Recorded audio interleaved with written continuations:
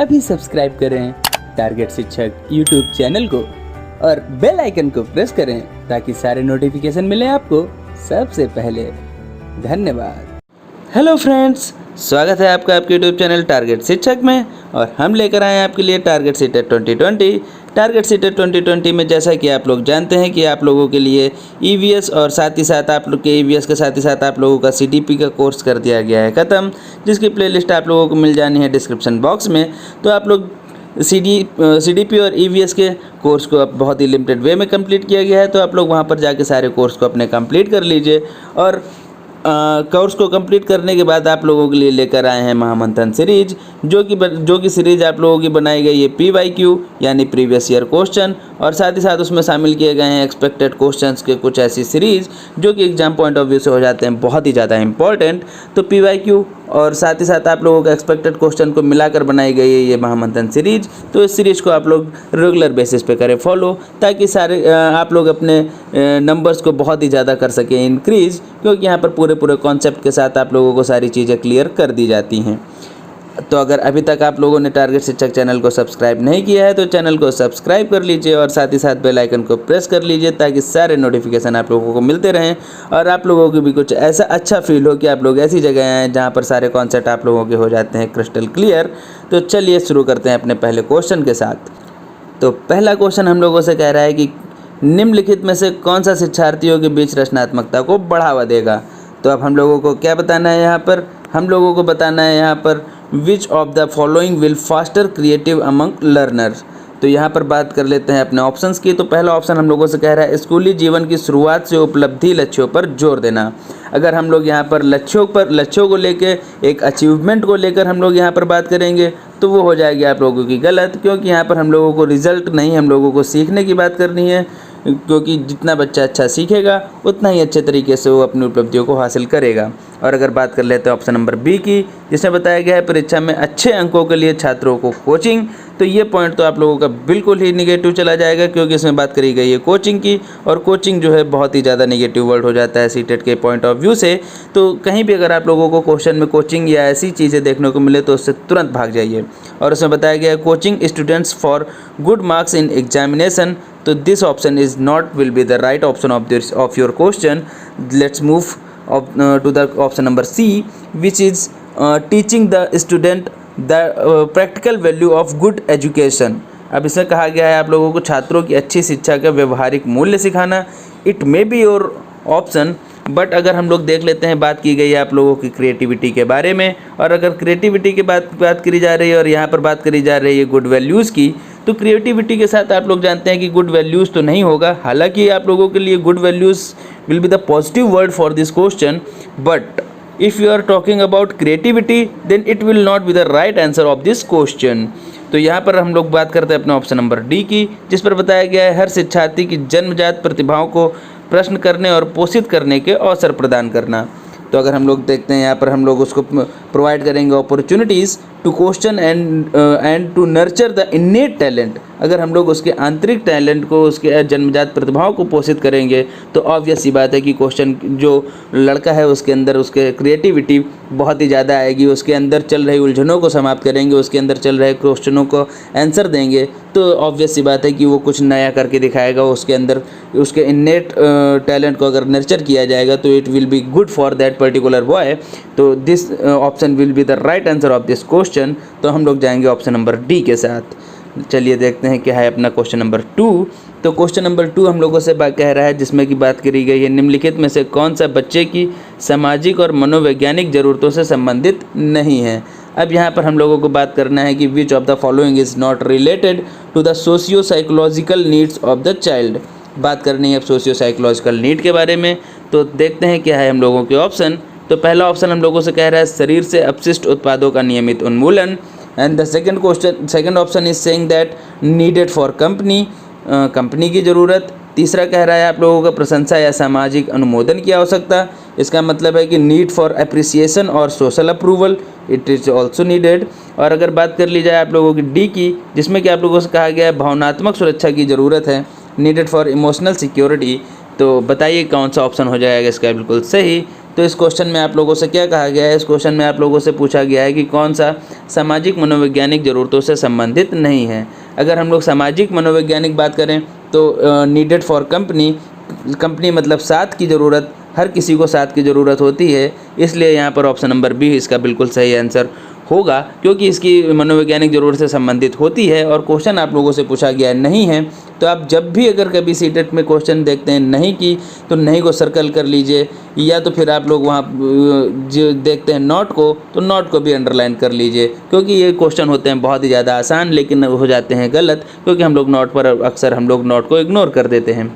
और अगर हम बात कर लेते हैं अपने नेक्स्ट ऑप्शन नंबर सी, जिसमें बात की गई है प्रशंसा या सामाजिक अनुमोदन, तो किसी को भी अपनी तारीफ सुनना पसंद होता ही है, तो यहाँ पर भी ये सामाजिक दृष्टिकोण से ये भी ज़रूरत से संबंधित है, तो ये भी आपका ऑप्शन नहीं होगा। अब अगर हम लोग बात कर देते हैं नीडेड फॉर इमोशनल सिक्योरिटी, तो इमोशनल सिक्योरिटी तो एक छोटे से बच्चे के लिए कितनी ज़्यादा इम्पोर्टेंस रखती है ये आप जानते हैं, क्योंकि अगर वो भावनात्मक रूप से अपने आप को सेफ़ नहीं महसूस कर पाएगा तो उसके जीवन में बहुत ज़्यादा कठिनाइयाँ आने वाली हैं। और अगर हम बात कर लेते हैं ऑप्शन नंबर ए की, जिसमें कि हम लोगों से कहा गया है शरीर से अपशिष्ट उत्पादों का नियमित उन्मूलन, अगर हम लोग बात करते हैं regular elimination of waste product from the body, तो it will be the right answer of this question, because it is saying that it is talking about the physical psychological need of the child. अगर यहाँ पर ये बात करी गई है socio की, तो ये सोशियो से रिलेटेड आप जानते हैं बी, सी और डी आप लोगों को जितने भी ऑप्शन दिए गए हैं सारे नीडेड हैं, बट ये जो आपका ऑप्शन नंबर ए है ये फिजिकल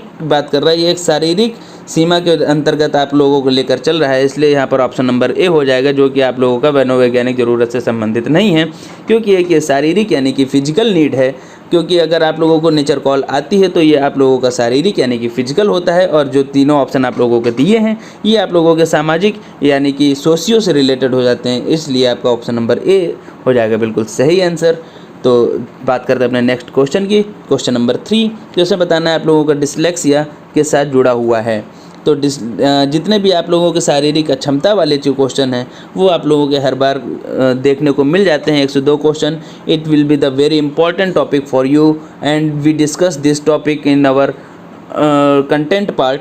सो अगर आप लोगों ने इसको नहीं फॉलो किया है तो आप लोग इसको शारीरिक अक्षमता यानी कि आप लोग इसको लिख कर सर्च करेंगे तो आप लोगों को मिल जाएगा, आप लोगों के यूट्यूब चैनल पर आप लोग शारीरिक अक्षमता विद टारगेट शिक्षक करके सर्च कर लीजिए, आप लोगों को मिल जाएगा और आप लोग वहाँ पर सारे वीडियोस को फॉलो कर सकते हैं। तो डिसलेक्सिया के साथ क्या जुड़ा है ये आप लोगों को बताना है। तो डिसलेक्सिया इज़ एसोसिएटेड विद क्या रीडिंग डिसऑर्डर या बिहेवियरल डिसऑर्डर, मेंटल डिसऑर्डर और मैथमेटिकल डिसऑर्डर, पठन विकार, व्यवहारिक विकार, मानसिक विकार या गणितीय विकार। तो क्या हो जाएगा इसका सही आंसर? तो इसका सही आंसर जैसा कि आप लोग जानते हैं इसका सही आंसर होगा पठन विकार यानी कि reading disorder is the right answer of this question. तो चलिए बढ़ते हैं अपने नेक्स्ट ऑप्शन की ओर। नेक्स्ट क्वेश्चन हम लोगों से कह रहा है शिक्षा के क्षेत्र में पाठ्यक्रम शब्द का उल्लेख है। मूल्यांकन प्रक्रिया, यहाँ पर पाठ्यक्रम को हटाकर आप लोग कर लीजिएगा पाठ्यचर्या, क्योंकि बात करी गई है यहाँ पर हम लोगों की करिकुलम के बारे में। तो यहाँ पर हम लोग देखेंगे क्या है शिक्षा के क्षेत्र में पाठ्यचर्या शब्द का सही उल्लेख। तो बताना है the term curriculum in the field of education refers to. तो पहला ऑप्शन हम लोगों से कह रहा है कि मूल्यांकन प्रक्रिया, क्या मूल्यांकन प्रक्रिया शिक्षा के क्षेत्र में पाठ्यचर्या शब्द का उल्लेख है? तो बताना है ऑप्शन नंबर 2, जिसमें कह रहा है कक्षा में उपयोग की जाने वाली पाठ्य सामग्री। It will be the also the right thing. अब बात कर रहा है ऑप्शन नंबर सी की, जिसमें कहा गया शिक्षण के तरीके और सिखाई जाने वाली सामग्री, यानी कि बात कर रहा है methods of teaching and the content to be taught. And option number D is saying that school का समग्र कार्यक्रम जो छात्रों को दिन प्रतिदिन के आधार पर अनुभव करता है। तो अब आप लोगों को बताना है इसमें कौन सा हो जाएगा ऑप्शन बिल्कुल सही, क्योंकि ये आप लोगों का क्वेश्चन आप लोगों को ऑलरेडी सीटेट पे पूछा जा चुका है। तो जैसा कि आप लोग जानते हैं, अगर हम लोगों को ये क्वेश्चन मूल्यांकन प्रक्रिया भी सही लग रहा होगा, हम लोग कह सकते हैं कि कक्षा में उपयोग की जाने वाली इस पाठ्य सामग्री, ये भी सही बात है। अगर हम लोग बात करते हैं टीचिंग मेथड की और सिखाई जाने वाली सामग्री, this will be also the right thing for this question. But अगर हम लोगों को सीटेट में देखा जाए तो सीटेट में हम लोगों को करेक्ट ऑप्शन नहीं चुनना होता है, हम लोगों को एकदम एग्जैक्ट ऑप्शन चुनना होता है। तो एग्जैक्ट ऑप्शन हम लोगों का इसमें देखने को मिल रहा है वो है ऑप्शन नंबर डी, जिसमें बात की गई है स्कूल का समग्र कार्यक्रम जो छात्रों को दिन प्रतिदिन के आधार पर अनुभव करता है। क्योंकि स्कूल का समग्र कार्यक्रम बात करी गई है यहाँ पर, समग्र यानी कि ओवरऑल प्रोग्राम के बारे में। तो आप भी जानते हैं ओवरऑल प्रोग्राम में आप लोगों के ये एवेल्यूएशन प्रोसेस और ये भी text material to be used in the class and the teaching method और कंटेंट वाली सारी बातें इस ओवरऑल प्रोग्राम पर यहाँ पर ऑलरेडी इंक्लूडेड हो जाती हैं। तो option number D is the right answer of this question. चलिए बढ़ते हैं अपने नेक्स्ट क्वेश्चन की ओर। अगर आप लोगों को ये कंटेंट अच्छा लग रहा है और आप लोग कुछ नया सीख रहे हैं, मतलब आप लोगों को लग रहा है कि हाँ क्वेश्चन भले ही कम हो भले ही ज़्यादा हो, क्योंकि आप लोग जानते हैं सीरीज़ कराने वाले समय यूट्यूब पे भरमार मची हुई है, लेकिन जिस तरीके से आप लोगों को एक्सप्लेनेशन मिलता है उस चीज़ की वैल्यू होती है। क्योंकि आप लोगों को एक क्वेश्चन के साथ ही साथ सिर्फ एक क्वेश्चन नहीं, एक क्वेश्चन के साथ आपके कम से कम पूरा एक टॉपिक को क्लियर करने की यहाँ पर कोशिश की जा रही है। चलिए बढ़ते हैं आप लोगों को नेक्स्ट क्वेश्चन की ओर, जिस पर आप लोगों से बताया गया है कि निम्नलिखित में से कौन सा बुद्धिमान युवा बच्चे का संकेत नहीं है। अब आप लोगों को बताना है which of the following is not a sign of an intelligent young child. तो अब आप लोगों को बात करनी है यहाँ पर इंटेलिजेंसी के बारे में। तो अब बात करते हैं ऑप्शन नंबर ए, जो कि कह रहा है वह जो अमूर्त तरीके से सोचता है, one who carries on thinking in an obstruct manner, it will be also a right thing. अगर दूसरी तरीके से बात करें, पहले यहाँ पर देख लीजिए, यहाँ पर पूछा गया है क्या, यहाँ पर पूछा गया है नॉट। तो आप लोगों को इस चीज़ को तुरंत देखते ही सर्कल कर लेना है या अंडरलाइन कर लेना है अपने हिसाब से कुछ भी, क्योंकि ये चीज़ अक्सर एग्जाम में हम लोगों के क्वेश्चंस को गलत कर देती है। तो याद रखना है, पूछा गया है कौन सा बुद्धिमान युवा बच्चे का संकेत नहीं है।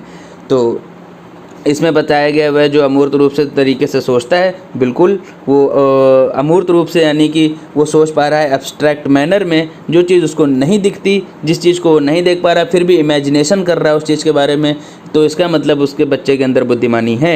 और दूसरा को ऑप्शन आपसे कह रहा है कि वह जो अपने आप को एक नए वातावरण में समायोजित कर सकता है। तो आप भी जानते हैं वो एडजस्ट करने का न्यू एनवायरनमेंट में ये जो होता है बड़ी मुश्किल से आता है, और it will be also a sign of a intelligent young child.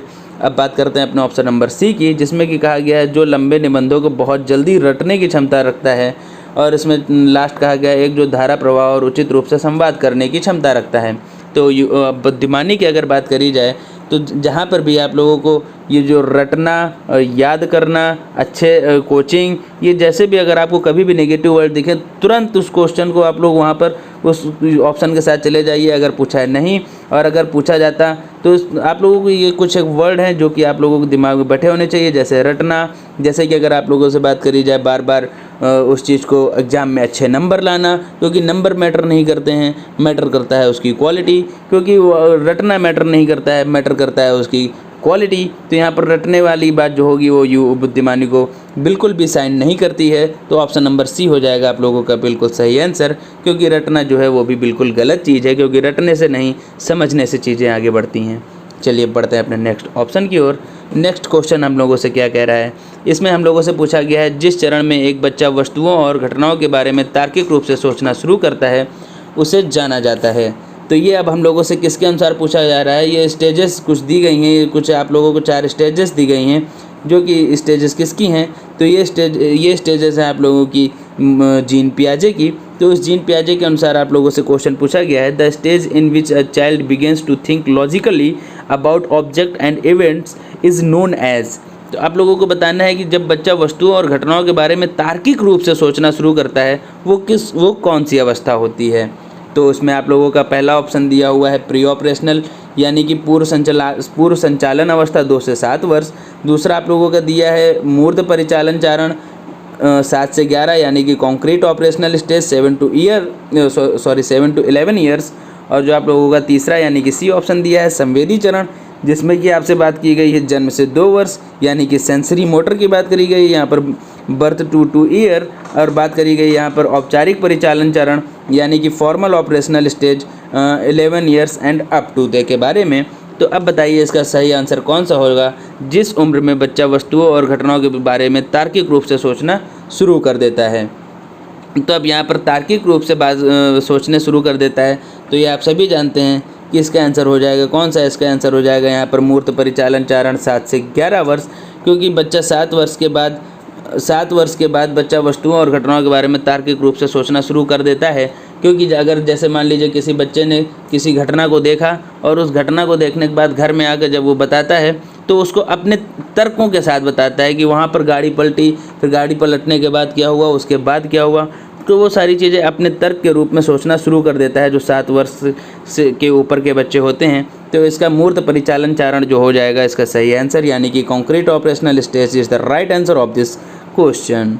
तो चलिए बढ़ते हैं अपने नेक्स्ट क्वेश्चन की ओर। तो नेक्स्ट क्वेश्चन आप लोगों से क्या कह रहा है? नेक्स्ट क्वेश्चन आप लोगों को बताना है बच्चों के बौद्धिक विकास के 4 अलग चरणों की पहचान की जाती है। तो यह बताना है 4 distinct stages of children's intellectual development are identified. तो किसके द्वारा ये 4 जो आप लोगों के बौद्धिक विकास चरण है ये आप लोगों को आइडेंटिफाई किए गए हैं? First one is Erikson, second one is Skinner, third one is पियाजे and the fourth one is Kohlberg. तो आप लोगों को बताना है कि ये 4 चरण कौन कौन सी हैं और ये चारों चरण किसने दिया है। तो इसका आंसर क्या हो जाएगा? तो इसका आंसर हो जाएगा आप लोगों का, जैसा कि अभी आप लोगों ने देखा था, पिछले 4 चरण आप लोगों को दिए थे और वो पिछले 4 चरण आप लोगों को किसने दिए थे? वो चरण दिए थे आप लोगों के पियाजे महोदय ने। तो जीन पियाजे हो जाएगा इसका सही आंसर। तो जीन पियाजे ने इसकी कौन कौन सी स्टेजेस दी थी? तो जीन पियाजे ने इसकी पहली स्टेज दी थी जिसको कि होता है 0 से 2, जो कि हम लोगों की जानी जाती है सेंसरी मोटर के नाम से। और जो दूसरी आप लोगों की होती है वो होती है 2 से 7 वर्ष, जो कि आप लोगों की जानी जाती है प्री ऑपरेशनल के नाम से। और जो तीसरी होती है वो आप लोगों की जानी जाती है 7 से 11, जो कि होती है आप लोगों की कंक्रीट ऑपरेशनल। और जो आप लोगों की होती है चौथी अवस्था, जो कि होती है 11 से 18, जो कि आप लोगों की फॉर्मल स्टेज के नाम से जानी जाती है। तो ये है कुछ एक 4 चरण जो कि दिए हैं यहाँ पर पियाजे ने। तो चलिए बात करते हैं अब नेक्स्ट क्वेश्चन की। तो नेक्स्ट क्वेश्चन में हम लोगों से पूछा गया है मोटिवेशन। अब बात करना है प्रेरणा के बारे में। तो प्रेरणा सीखने की प्रक्रिया में क्या है? बताना है आप लोगों को motivation in the process of learning. तो चलिए देख लेते हैं प्रेरणा सीखने की प्रक्रिया में। तो ऑप्शन नंबर ए क्या कह रहा है? शिक्षार्थियों को एक दिशात्मक लगता है। प्रेरणा क्या होता है? शिक्षार्थियों को एक दिशात्मक यानी कि यूनिडायरेक्शनल की बात कर रहे हैं यहाँ पर। Makes learner think unidirectional. Option number B क्या कह रहा है? ऑप्शन नंबर बी कह रहा है छोटे बच्चों के बीच सीखने के लिए रुचि पैदा करता है, यानी कि create interest for learning among young children. और ऑप्शन नंबर सी कह रहा है शिक्षार्थियों की स्मृति को तेज करता है, sharpen the memory of learner. और ऑप्शन नंबर डी कह रहा है नई सीखने से और नए सीखने में अंतर, यानी कि डिफरेंस करता है new learning from new learning. नए सीखे गए और पुराने सीखे गए उसमें यहाँ पर सॉरी होना चाहिए ऑप्शन में, डिफ्रेंशिएट करता है new learning from old learning. यहाँ पर होगा न्यू लर्निंग को हटा लीजिए, यहाँ पर होगा यहाँ पर आप लोगों के ऑप्शन में ओल्ड, यानी कि नए सीखने से और पुराने सीखने में जो कि है इन दोनों में अंतर कर पाता है मोटिवेशन यानी कि प्रेरणा के थ्रू। तो अब आप लोगों को बताना है कि इसमें से कौन सा होगा आप लोगों का सही आंसर। तो यहाँ पर अब आप लोगों को बताना है प्रेरणा के बारे में बात करी गई है। तो प्रेरणा के बारे में देखिए साफ साफ पता चल रहा है कि प्रेरणा क्या होती है। शिक्षार्थियों को एक दिशात्मक लगता है? बिल्कुल नहीं, प्रेरणा का एक दिशात्मक से कोई लेना देना नहीं है। अगर हम लोग बात करते हैं छोटे बच्चों को सीखने के लिए रुचि पैदा करना, तो बिल्कुल सही बात है, क्योंकि प्रेरणा मोटिवेशन बच्चों को हो या बड़ों को हो, किसी को भी इसीलिए सिर्फ मोटिवेट इसीलिए किया जाता है ताकि उस फील्ड में, उस काम में, उस दिशा में उस बच्चे का या उस बड़े का क्या हो सके, उस बड़े का इंटरेस्ट जो है जागृत किया जा सके, उस बच्चे का इंटरेस्ट बढ़ाया जा सके, interest for learning among young children. तो मोटिवेशन का मेन काम होता है इंटरेस्ट का। और साथ ही साथ अगर स्मृति को तेज करने की बात आई तो स्मृति को तेज करना और नए सीखने और पुराने सीखने में अंतर की बात करी जाए तो ये काम मोटिवेशन का नहीं, मोटिवेशन का काम है इंटरेस्ट का वो पैदा करता है चीज़ों को सीखने के लिए। तो ऑप्शन नंबर बी हो जाएगा इसका बिल्कुल सही आंसर। अब चलते हैं अपने नेक्स्ट क्वेश्चन की ओर। तो नेक्स्ट क्वेश्चन हम लोगों से क्या कह रहा है? नेक्स्ट क्वेश्चन हम लोगों से कह रहा है कि विकास कभी नहीं समाप्त होने की प्रक्रिया है, यह विचार से जुड़ा हुआ है। तो ये क्वेश्चन भी बहुत ही अच्छा क्वेश्चन है और आप लोगों को सीटेट पे पूछा हुआ क्वेश्चन है। तो बताइए development is never ending process, this idea is associated with. तो डेवलपमेंट जैसा कि आप लोग जानते हैं कि ये जन्म से मृत्यु तक चलने वाली एक अवस्था होती है डेवलपमेंट। तो ये जन्म से मृत्यु तक अगर चल रही है तो इसका साफ से मतलब है कि ये कंटिन्यूटी को शो कर रही है, यानी कि यहाँ पर आप लोगों का ये जो निरंतरता का हो जाएगा सिद्धांत, बिल्कुल इसका सही आंसर हो जाएगा।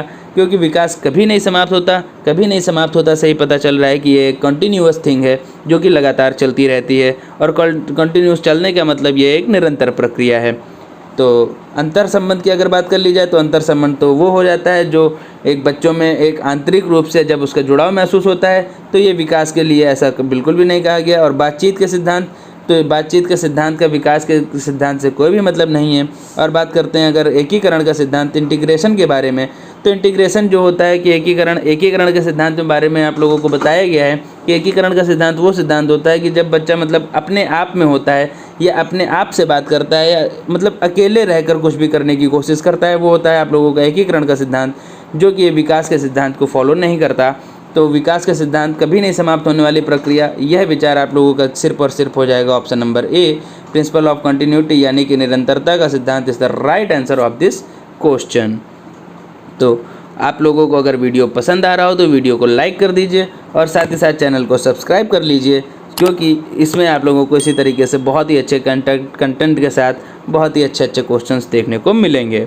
अब बात करते हैं अपने क्वेश्चन नंबर 10 की। तो क्वेश्चन नंबर 10 आप लोगों से कह रहा है कि बच्चों को सक्रिय रूप से दुनिया के बारे में अपनी समझ निर्माण करते हैं, यह कथन किसका है? This is the very important question. इस पर आप लोग 5 स्टार लगा लीजिए, इस पर आप लोग कैसा भी करिए, नोट करिए, स्क्रीनशॉट लीजिए, कुछ भी करिए, लेकिन इसको अपने पास इस क्वेश्चन को रख लीजिए, क्योंकि ये क्वेश्चन आप लोगों का इस बार सीटेट में बहुत बार पूछा गया और इट मे बी पॉसिबल कि ये फिर से आप लोगों के पास पूछा जा सकता है। तो ये जो क्वेश्चन है आप लोगों से कह रहा है, children actively construct their understanding of the world is a statement attributed to. बताना है बच्चों को सक्रिय रूप से दुनिया के बारे में समझ का निर्माण करते हैं, किसने कहा? क्या ये कोहलबर्ग ने कहा, स्किनर, पियाजे, पावलोव, किसने कहा इस स्टेटमेंट को? ये आप लोगों को बताना है।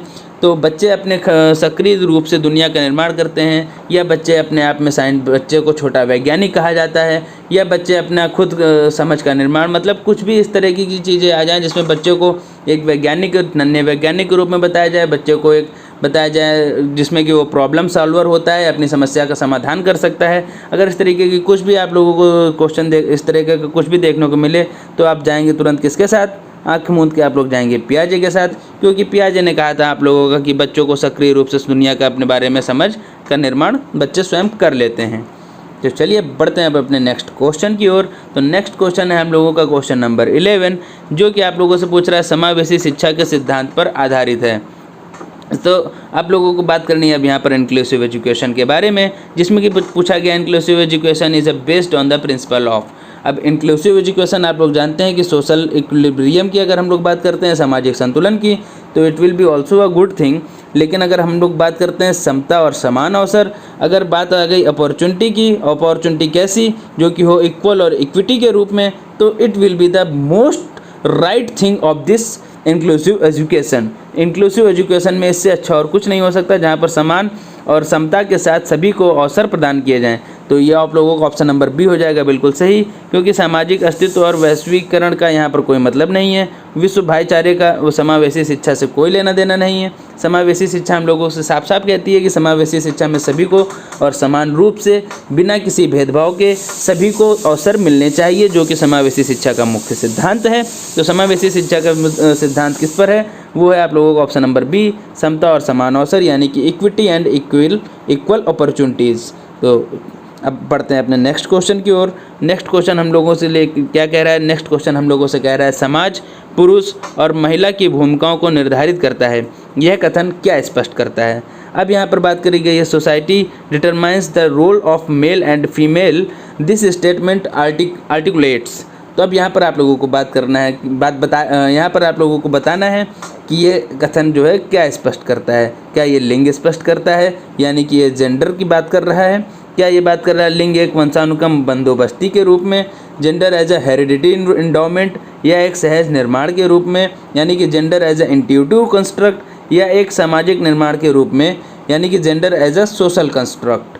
तो अब आप लोगों को बताना है कि ये क्या है। समाज पुरुष और महिला की भूमिकाओं को निर्धारित करता है, जो कि हालांकि बिल्कुल नहीं होना चाहिए कि बोल दिया जाता है कि पुरुष जो है बाहर के काम अच्छे करते हैं और महिला जो है घर के काम के लिए अच्छा करती हैं। यानी कि कभी कभी आप लोगों से कह दिया जाता है पुरुष जो है अच्छी गाड़ी चलाते हैं, महिलाएं कम अच्छी गाड़ी चलाती हैं, या पुरुष जो होते हैं ज़्यादा पावरफुल होते हैं, महिलाएं कम पावरफुल होती हैं। इस तरीके की कुछ एक रूढ़िवादी सोच अपनी विचारधारा एक समाज में पनपती है, जो कि नहीं होनी चाहिए। लेकिन ये जो है किस कथन क्या स्पष्ट करता है, ये आप लोगों को बताना है इस क्वेश्चन में। तो चलिए जल्दी जल्दी आप लोग अपने आंसर को यहाँ पर बताइए। तो आप लोगों का ऑप्शन नंबर कौन सा हो जाएगा इसमें? ऑप्शन नंबर हो जाएगा डी, जो कि है आप लोगों का बिल्कुल सही, क्योंकि gender as a social contract. अगर हम लोग gender as a social contract की बात करते हैं तो ये बिल्कुल एक ये सामाजिक निर्माण है, क्योंकि ये समाज ने ही यहाँ पर जो जेंडर की बात करी जाए वो समाज द्वारा ही निर्धारित किया गया है। अगर हम लोग बात करते हैं सेक्स की, तो सेक्स जो होता है वो हम लोगों का बायोलॉजिकल थिंग होती है। लेकिन अगर हम लोग बात करते हैं जेंडर की, तो जेंडर जो होता है वो हम लोगों का कैसा होता है, जेंडर होता है हम लोगों का सोशल थिंग, जो कि यहाँ पर सोशल कंस्ट्रक्ट होता है, समाज द्वारा निर्माण किया गया है इस जातिवाद का, कि पुरुष महिला ये सारी चीज़ें हम लोगों ने स्वयं बनाई हैं। ये सारी की सारी चीज़ें समाज द्वारा निर्माण करी गई हैं। तो इसलिए यहाँ पर ये इसका आंसर हो जाएगा सामाजिक निर्माण के रूप में। तो अगर यहाँ पर ये आप लोगों को क्वेश्चन देखने को मिले तो इसमें बिल्कुल भी कंफ्यूज नहीं होना है और आप लोगों को तुरंत एक सामाजिक निर्माण के रूप में इसका आंसर लगा देना है बिना किसी दिक्कत के।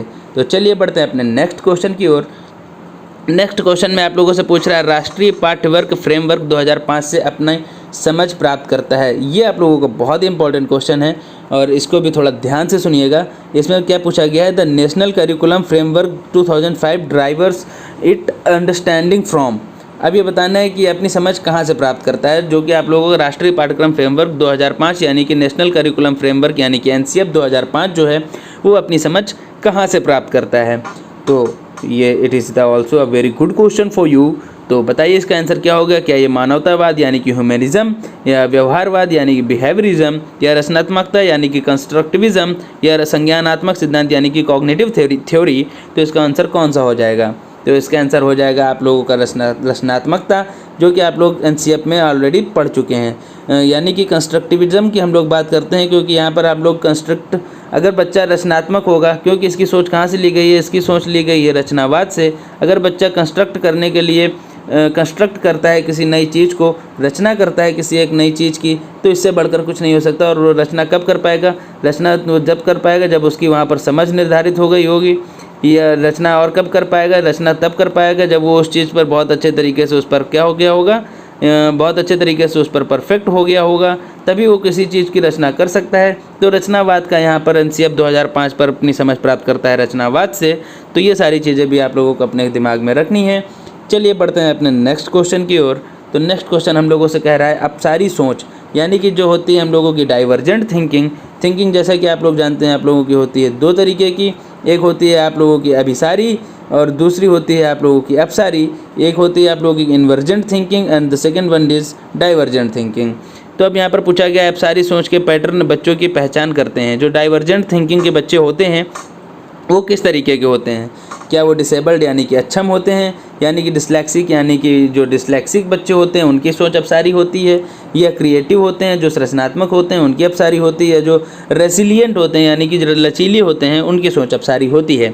तो अब आप लोगों के क्वेश्चन ऑप्शन पढ़ के यहाँ पर आप लोग अपने आंसर को जान गए होंगे, क्योंकि बहुत ही ईजी क्वेश्चन है। अगर हम लोग बात कर रहे हैं अपसारी यानी कि डाइवर्जेंट थिंकिंग के बारे में, तो आप लोग जानते हैं जो आप लोगों की डाइवर्जेंट थिंकिंग होती है, डाइवर्जेंट यानी कि होता है प्रसार, जिसमें कि एक काम को बहुत तरीके से करना इंसान जब सीख जाता है तो होता है अपसारी यानी कि डाइवर्जेंट सोच।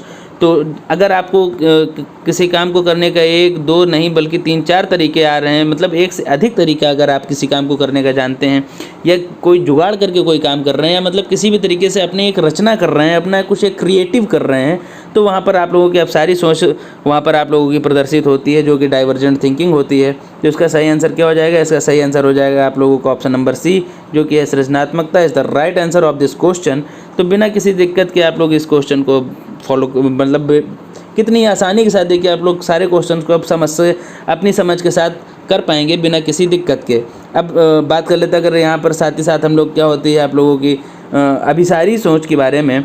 तो एक अपसारी सोच और जो होती है एक आप लोगों की होती है अभिसारी सोच। अभिसारी सोच आप लोगों की जो होती है वो होती है कि मतलब अगर वो आप लोगों को किसी एक काम को करना है तो आपको सिर्फ एक ही रास्ता पता है और आप सिर्फ एक ही रास्ते के थ्रू उस काम को करना जानते हैं।